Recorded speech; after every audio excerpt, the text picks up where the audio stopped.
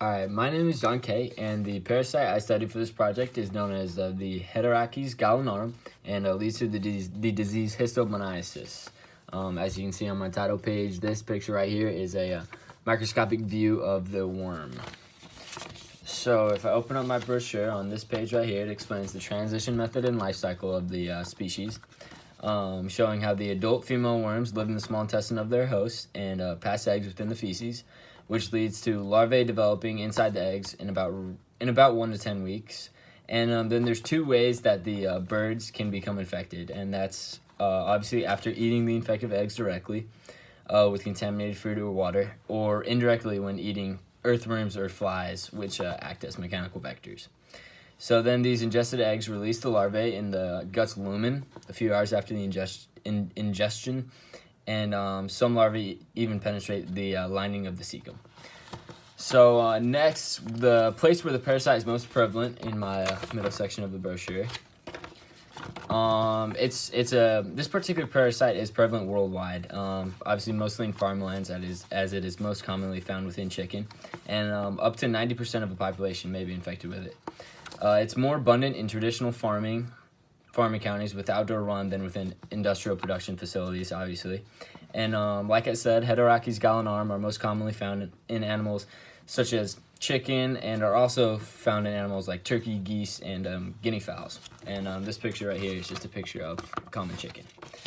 So the next page explains the symptoms, tests, and treatments right here. And this is a picture of a chicken organ that's been affected by histomoniasis. So some symptoms for most birds include reduced appetite, poor growth, increased thirst, drooping wings, and unkept feathers. And tests to be done to discover the presence of this parasite mainly just includes qualitative observations of the bird for common symptoms, and obviously that should be followed with a diagnosis based on the presence of the eggs in the feces after necropsy. But so far there's been no therapeutic medicine for the disease that has been found, so prevention is the key method of treatment for this type of parasite. Then if I flip the brochure around, it goes to the prevention methods page on the back side, and that describes just ways obviously to prevent the parasite from spreading. So to prevent or at least reduce Heterarches infections, it is recommended to keep the bird's bedding as dry as possible and frequently change it due to the worm's eggs needing humidity to develop. And deworming of birds with typical broad-spectrum anti-helminthics can be effective against these worms also. And then just kind of a routine thing when birds become sick is quarantining them and preventing migration. So obviously the disease doesn't spread around the house, and then keeping strict hygiene within the birds helps reduce contamination in the eggs.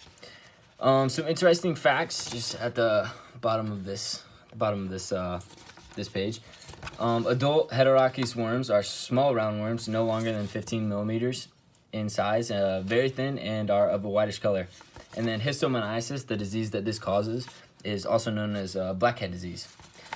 The taxonomy and classification right here of the this specific type of worm. It's in the kingdom Animalia, phylum Nematoda, class Secernentea, order Escarididae, family Heterarchidae, genus Heterarches, and species obviously Heterarches gallinarum.